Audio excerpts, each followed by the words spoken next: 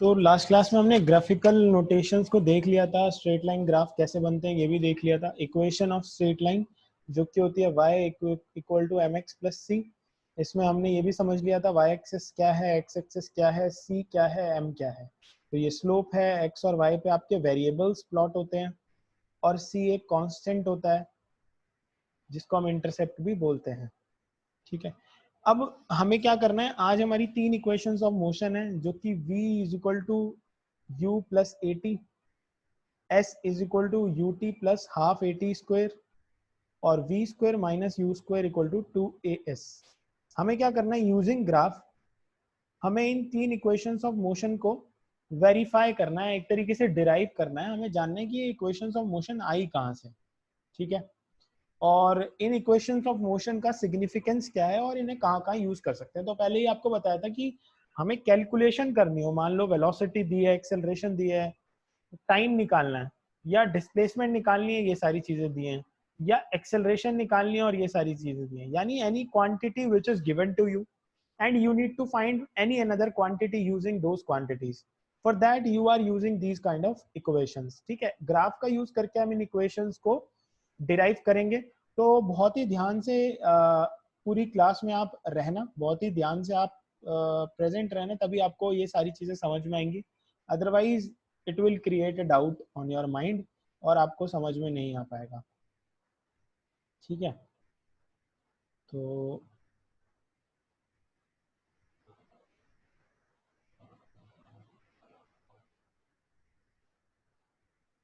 David 1234 ये किसका user name है? अपने यूजर नेम सही करो। डेविड 1234 यूजर नेम किसका है, नाम बताओ।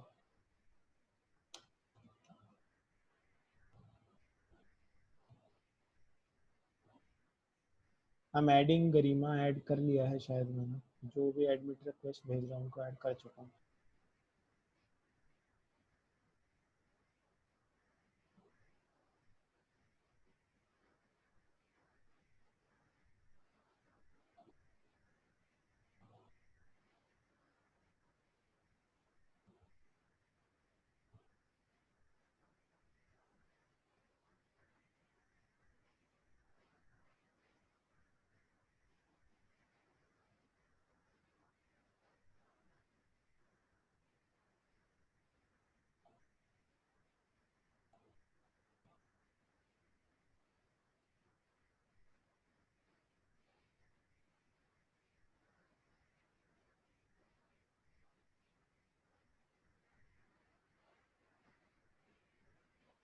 ठीक है, तो एक ग्राफ हम ले लेते हैं, ग्राफिकल इक्वेशन है जिसमें हमारे पास इस तरीके का एक ग्राफ है। ठीक है, ये आपका एक्स एक्सिस हो गया, ये आपका वाई एक्सिस हो गया। ठीक है, वाई एक्सिस में हम लोग प्लॉट करने वाले हैं वेलोसिटी को और एक्स एक्सिस में हम लोग प्लॉट करने वाले हैं टाइम को। टाइम से हम लोग, टाइम को जब हम प्लॉट करेंगे तो टाइम को हम डिनोट करेंगे टी से। ठीक है, तो जहां पे भी टी दिखेगा वो हमारा टाइम होगा। और वेलोसिटी हमारी दो तरीके की हो सकती है। आपको आवाज नहीं आ रही है क्या?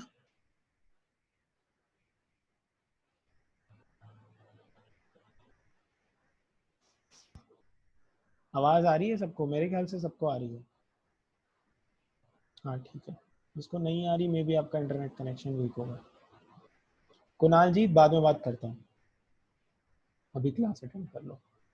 वेलोसिटी हम दो तरीके से देखते हैं, एक होती है हमारी वेलोसिटी जो होती है वो होती है इनिशियल वेलोसिटी, और एक होती है हमारी फाइनल वेलोसिटी। राइट, दो तरीके की वेलोसिटी है। इनिशियल को हमने u से डिनोट किया है और फाइनल को हमने v से। ठीक है, एक पॉइंट ले लेते हैं और यहां से मेरी स्ट्रेट लाइन स्टार्ट हो रही है। तो लास्ट क्लास में आपको ये भी बताया था कि अगर एक स्ट्रेट लाइन ऊपर से स्टार्ट हो रही है दैट मीन्स यहाँ पे कुछ कवर हो चुका है। अगर ये वेलोसिटी है और मैं यहाँ से अपनी वेलोसिटी काउंट करना स्टार्ट कर रहा हूँ, ध्यान से समझना, तो ये मेरी क्या होगी, इनिशियल वेलोसिटी। अग्री करते हो इस बात से कि जहां से मैं ऊपर से स्टार्ट कर रहा हूँ वो मेरी एक इनिशियल है, मैं पहले से ही ट्रेवल करके आ चुका हूँ, उस पर मैं स्टडी नहीं कर रहा। स्टडी में मेजरली कर रहा हूँ इस पे, और यहाँ तक मैं अपनी वेलोसिटी को ट्रेवल कर चुका हूँ और यहाँ तक मैं एक वेलोसिटी अचीव कर चुका हूँ। ठीक है, तो अगर आप देखोगे तो आपकी जो पूरी टोटल वेलोसिटी आएगी वो आपकी आएगी v। ठीक है, आपकी जो टोटल वेलोसिटी आने वाली है वो आपकी आने वाली है v, ठीक है। और एक ये जो आपकी वेलोसिटी है ये आपकी आने वाली है u, जो ये वाली वेलोसिटी है। अब इनको हम नाम दे देते हैं, तो ये हमारा o है, ये हमारा a पॉइंट है, ठीक है। इसको हम ज्वाइन करवा देते हैं और इसको भी हम ज्वाइन करवा देते हैं। इसको ज्वाइन करवा के मैं बुक के ही सारे वेरिएबल्स यूज कर रहा हूँ ताकि आप लोग कंफ्यूज ना हो। ए डी सी, तो बुक में भी आप अगर देखते रहोगे तो आपको सेम चीज मिलती रहेगी। ये बी है और ये डी है। अनिकेत 9th डी, बेटा क्लास के बाद बात करना मेरे से जरा। आप में से कुछ लोगों को ना समझ नहीं आ रहा, तो इसलिए मैंने क्लास नहीं ली थी, तो मैंने यही सब किया है कि पूरी सिक्योरिटी लगा रखी है। अब आप जो भी करोगे वो सब मुझे पता लगता रहेगा।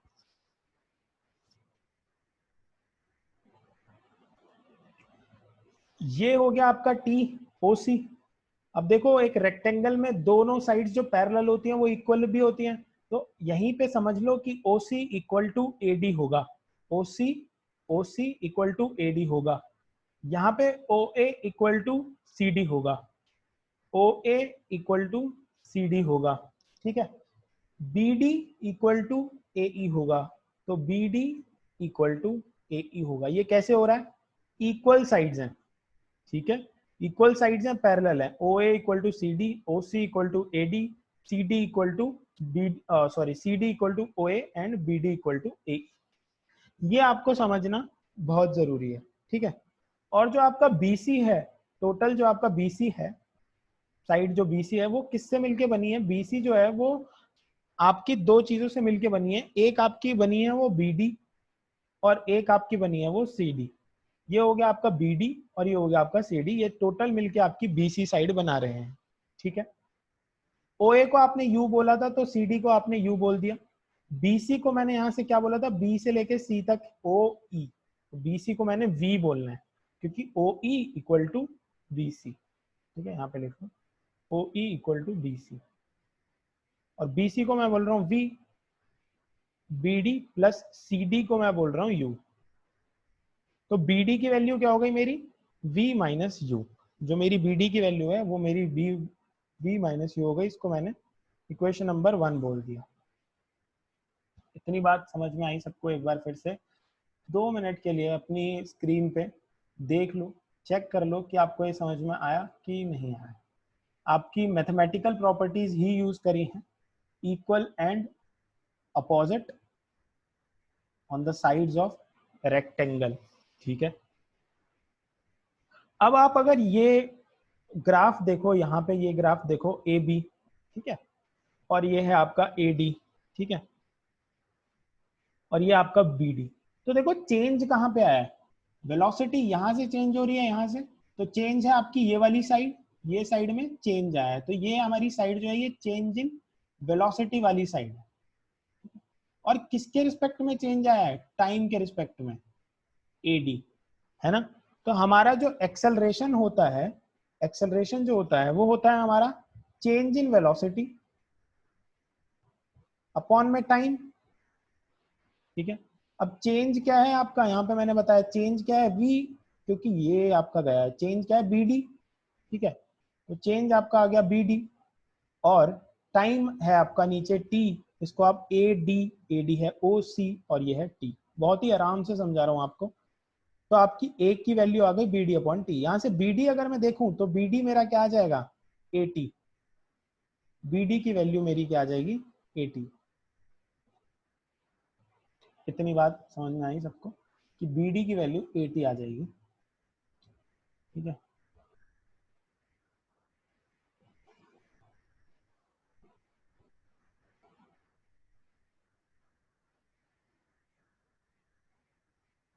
B D equal to A T कैसे आया? देखो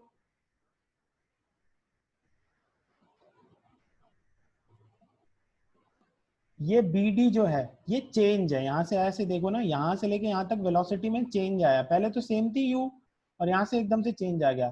तो एक्सेलरेशन का होता है change in velocity upon time.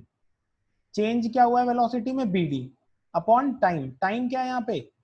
ये ओ से लेके सी तक जो पास हो रहा है ये टाइम है। ये मैंने बोला था ये टाइम है। तो ओ से लेके सी तक जो है वो ए से लेके डी तक है। तो इस पूरे को आप टाइम लिख सकते हो, तो यहाँ पे आपने टी लिख दिया। तो ये जो चेंज इन आया इसको मैंने बी डी लिख दिया, टाइम को मैंने टी लिख दिया, और एक्सेलरेशन तो ए था ही, तो बी डी की जगह आ गया मेरा ए टी। अब मैं अगर फर्स्ट एंड सेकंड दोनों को यूज करूं, बी डी की वैल्यू लगाऊं from first and second, B D की जगह अगर मैं ए टी लगा दूं फर्स्ट में, तो a t equal to v minus u आ जाएगा। तो v इज इक्वल टू क्या आ जाएगा, u प्लस ए टी। ये आपकी फर्स्ट इक्वेशन ऑफ मोशन है।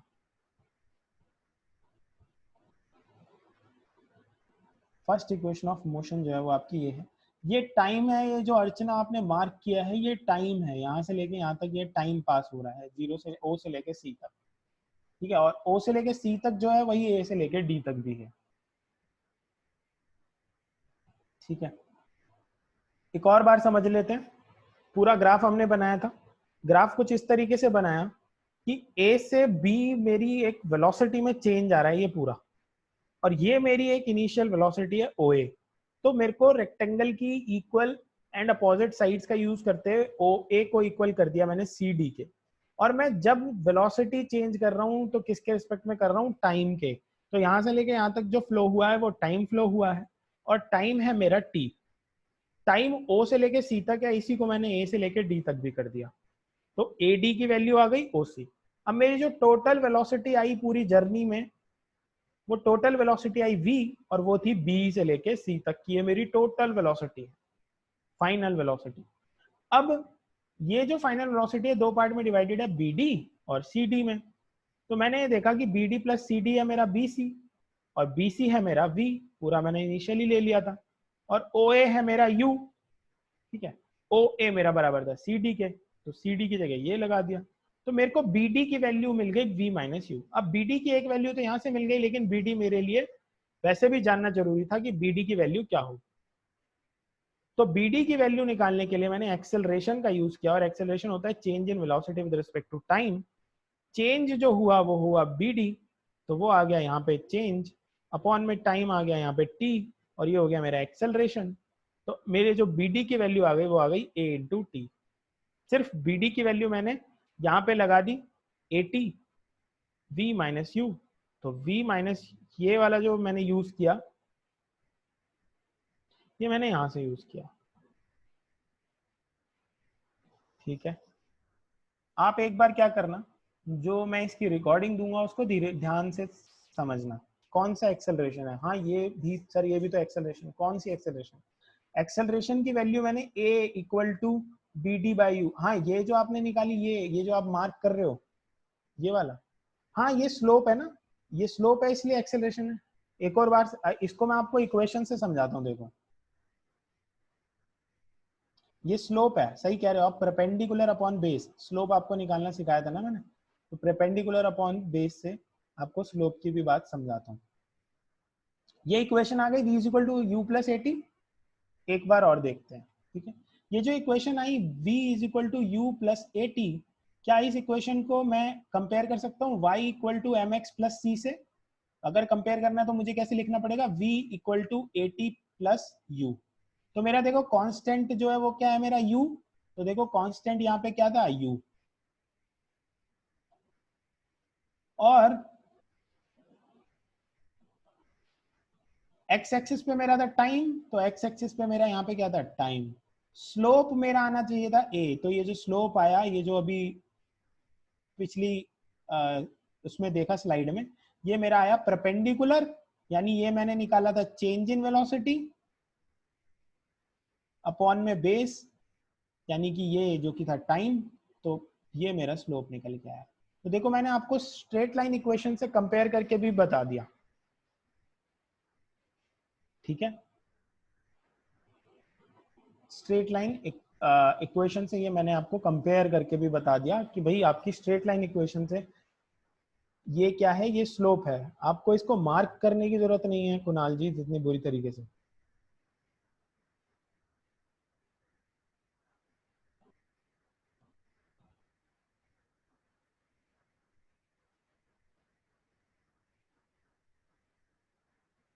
आप इसको, ये जो अगर आपको ये समझ में नहीं आ रहा है तो इसका मतलब है आपने स्ट्रेट लाइन इक्वेशन वाले लेक्चर को ढंग से नहीं समझा था।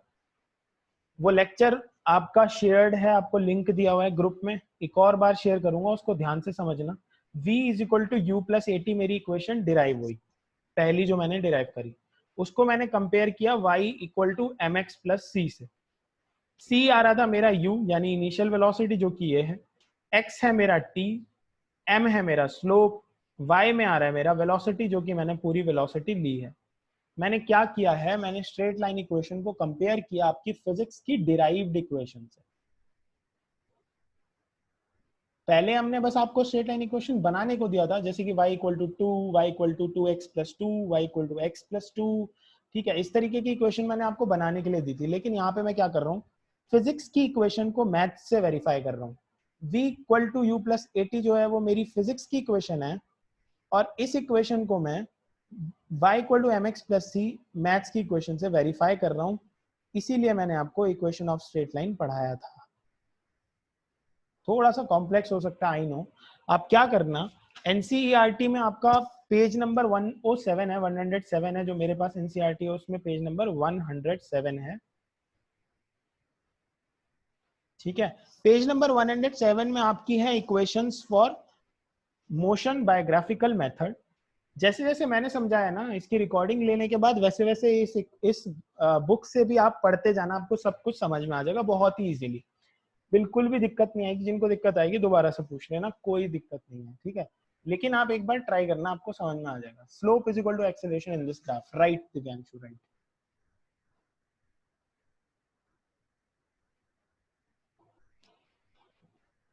अब अगली जो मेरी बात आती है वो आती है, मेरे को एक और इक्वेशन निकालनी है, ठीक है। अब ये जो दो शेप्स बनी है, इसमें से ये वाली शेप जो है ये एक रेक्टेंगल की शेप है, और ये वाली शेप जो है ये एक ट्राइंगल की शेप है ना। यानी कि अगर मैं बात करूं एरिया ओ ए बी सी, तो ये ओ ए बी सी अगर मैं बात करूं तो ये पूरा एक क्या है, ट्रेपीजियम। इसको थोड़ा सा और डार्क कर दें, अगर इस तरीके से लेके चलूं तो ये पूरा एक क्या बन रहा है, ट्रेपीजियम। एरिया ऑफ ट्रेपीजियम क्या होता है, sum of two parallel sides into height. यहाँ पे पैरेलल साइड्स कौन सी होंगी, ये वाली और ये वाली, ना कि ये वाली और ये वाली, क्योंकि ये तो टेढ़ी साइड है, थोड़ी स्लोप वाली साइड है।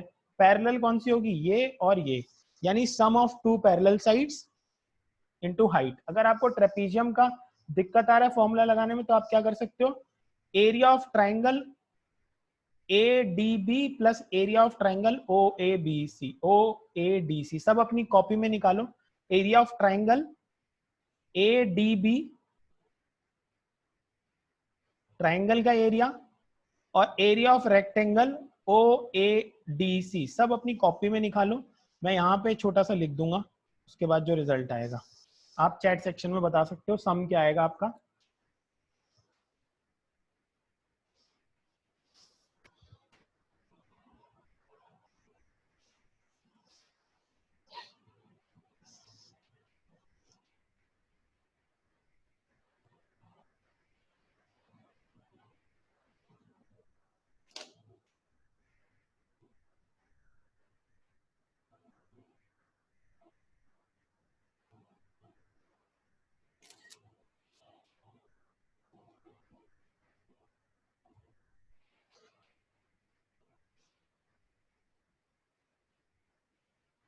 हाँ, तो इन फिगर 8.8 107, हाँ राइट, 107 एनसीईआरटी फिगर 8.8, राइट।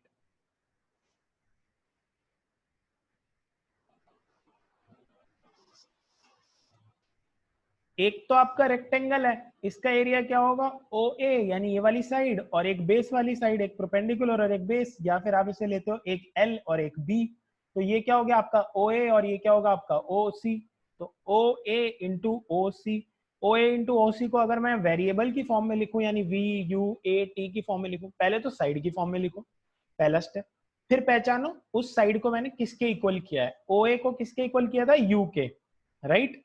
और OC को किसके इक्वल किया है, OC को T के, तो ये क्या हो गया मेरा UT, ठीक है।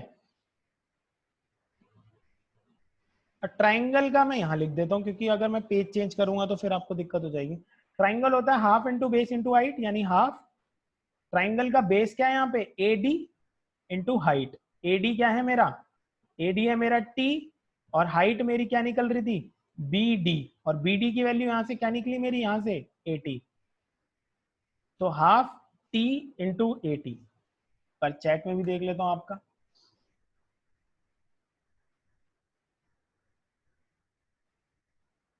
लेट ज्वाइन करोगे तो एडमिट नहीं करूंगा, मैं आज कर रहा हूं, कल से नहीं करूंगा, क्योंकि बार बार मैं एडमिट करने जाऊंगा तो मेरे को दिक्कत हो जाएगी।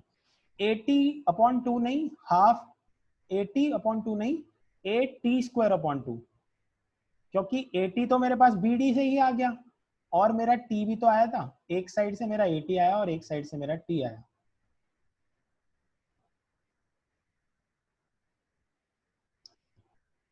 यहाँ पे देख लेते हैं, इसी इसी में देख लो, एक साइड से मेरा, यहाँ से ये वाली साइड से मेरा टी आ गया था और ये वाली साइड से मेरा 80 आ गया था, और फॉर्मूला होता है हाफ इंटू टी इंटू 80, तो ये क्या हो गया, हाफ 80²।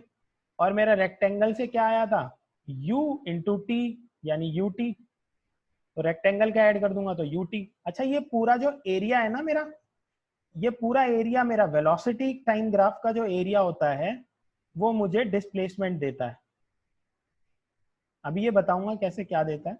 अभी के लिए देखो कि वेलोसिटी टाइम ग्राफ का जो मेरा एरिया है वो डिस्प्लेसमेंट देता है। ये मेरा वेलोसिटी टाइम ग्राफ था, इसका पूरा मैंने एरिया निकाला तो डिस्प्लेसमेंट देगा, तो इसको किसके इक्वल करूंगा, एस के। तो अगर इसको इक्वेशन फॉर्म में लिखूं तो क्या आएगा, S equal to U T plus half AT²।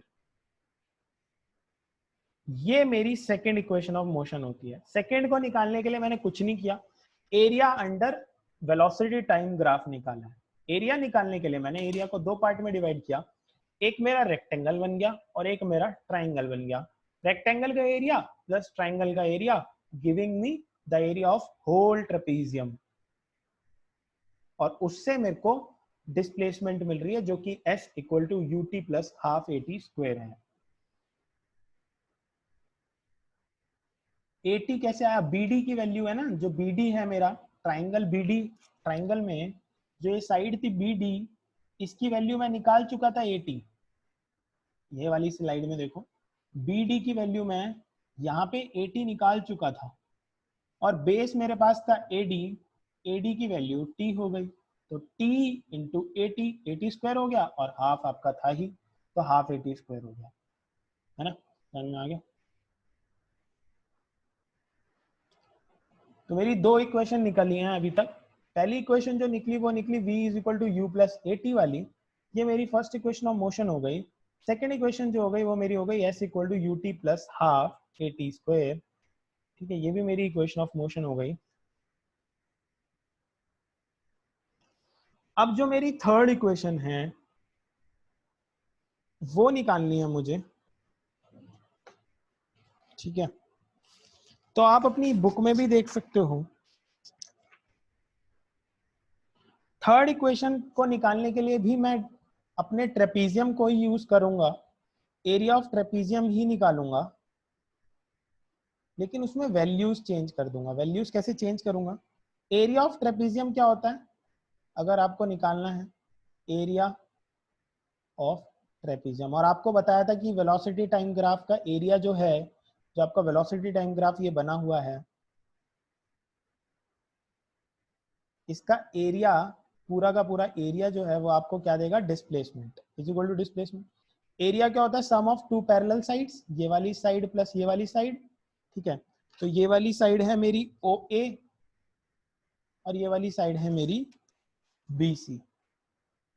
Some of two parallel side हो गई मेरी OA plus BC into height, height क्या हो गई, अब ये हाइट हो जाएगी OC, है ना। ये ट्रेपीजियम कुछ इस तरीके से बन गया है, अब इस तरीके का ट्रेपीजियम है ये आपका। ये आपकी दो पैरेलल साइड्स हो गई OA, और ये है आपकी BC, और ये आपकी एक सम ऑफ टू पैरेलल साइड, और ये आपकी हाइट हो गई, ठीक है। और यहाँ पे OC ये है तो इसको OC ले लो, इसको A भी ले लो, ठीक है। तो ये आपकी हाइट हो गई OC, OC हाइट जो है वो यहाँ लिख दूंगा, ठीक है, upon two, sum of two parallel sides into height upon two. अब OA की वैल्यू जो है वो मेरे पास क्या है, ओ ए को मैं क्या ले रहा था, इनिशियल वेलोसिटी, तो ए की वैल्यू है u। BC को मैं क्या निकाल चुका हूँ, BC है मेरी फाइनल वेलोसिटी, तो उसको ले लूंगा v। ये पूरा BC जो है ये है v। OC की वैल्यू मेरी क्या है, T/2। ठीक है, लेकिन अगर मैं फर्स्ट इक्वेशन ऑफ मोशन पे जाऊं जहां पे मेरे पास ये है, तो v = u + at है। तो t की वैल्यू अगर मैं निकालूं तो t की वैल्यू निकलेगी v - u/a। ये t की वैल्यू यहां से निकलेगी। इसको मैं यहां डाल दूं क्योंकि मैं अपने इक्वेशन में t की वैल्यू नहीं चाहता, इसलिए मैं ऐसा कर रहा हूं, वरना ये इक्वेशन भी ठीक होती। ठीक है, ऐसा नहीं है कि इक्वेशन गलत है, t की वैल्यू मैं नहीं चाहता, मैं सारा आंसर जो v, u और s में चाहता हूँ। तो मैंने t की वैल्यू यहाँ लगाई, तो u + v × v - u/2। इसको ऐसे भी लिख सकते हैं, v + u v - u/2। तो a + b × a - b, ये आपका मैथमेटिकल फॉर्मूला बन गया, a + b a - b। तो ये आपका क्या होता है, a² - v²। तो इसको लिख दोगे आप, s = a² क्या है आपका, v² - u² अपॉन में आपका, अच्छा यहाँ पे a भी था तो a यहाँ आ जाएगा, अपॉन में 2a। तो ये फॉर्मूला क्या बनेगा, v² - u² = 2as।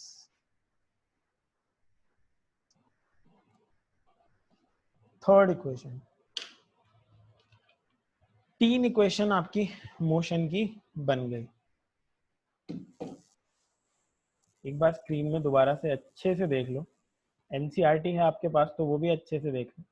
देखने में कॉम्प्लेक्स लग रहा होगा, लेकिन जब आप करने बैठोगे तो एक और बार सम करते हैं। सबसे पहले मैंने क्या करा है, सबसे पहले मैंने एरिया को यूज किया। ठीक है, उसके बाद मैंने क्या किया, सारी साइड्स को उनकी वैल्यूज के नाम दे दिए, v u a t। हाँ, v² - u नहीं, u² - v² नहीं, v² - u², v - u आई थी ना यहाँ value, v² - u² = 2as। v की वैल्यू बड़ी है, u की वैल्यू छोटी है।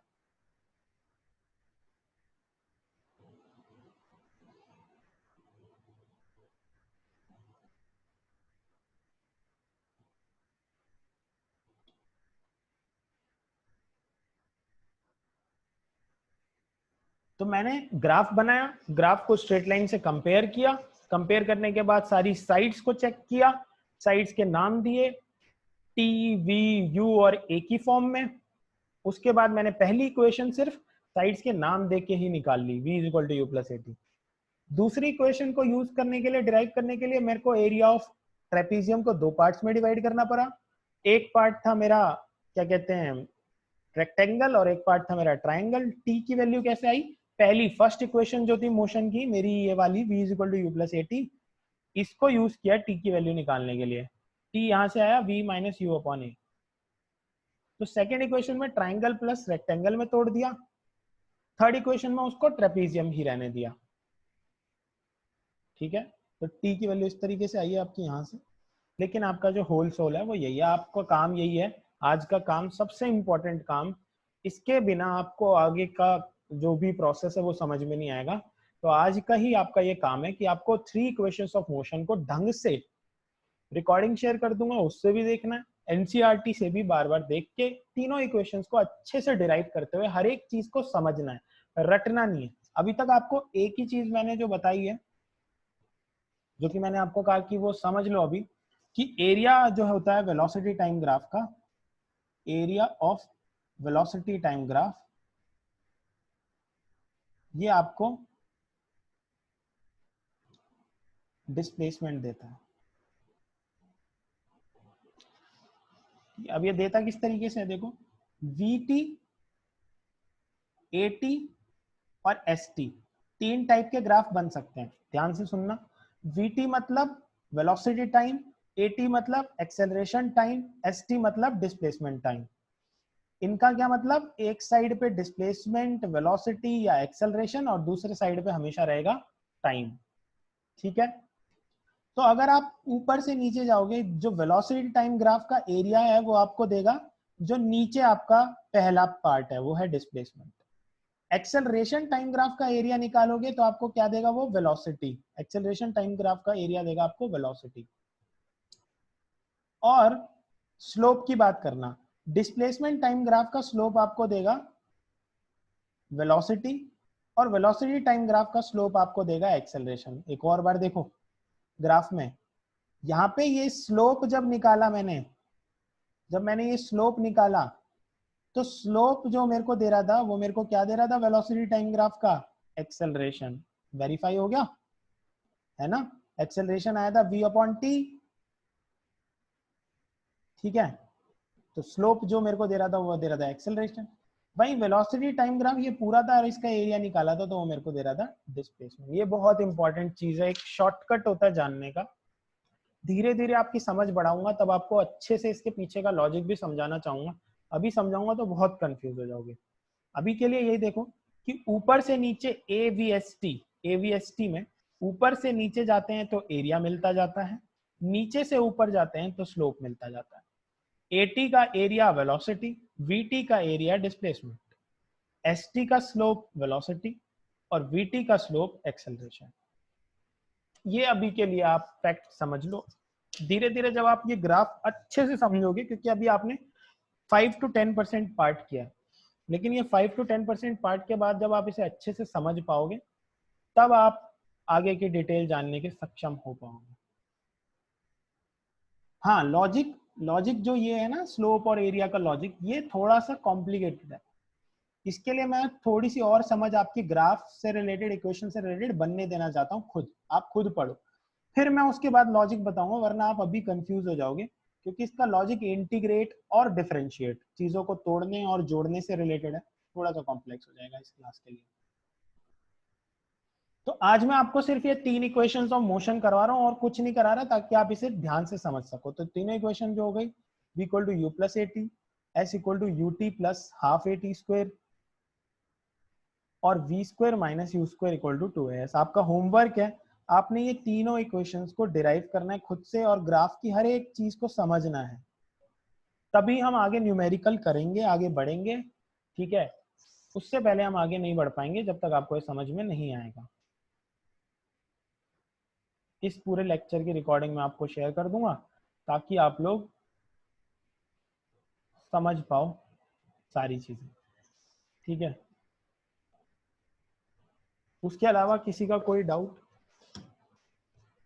क्योंकि अभी मैं इस क्लास में इतना ही पढ़ाऊंगा, तीनों इक्वेशंस ऑफ मोशन ही पढ़ाऊंगा, ठीक है।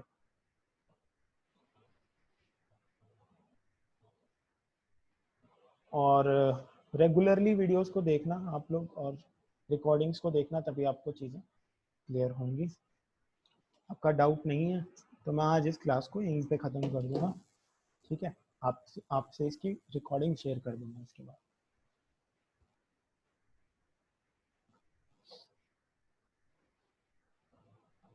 असाइनमेंट स्कूल में देखे हैं क्या, क्या लिखा है भाई?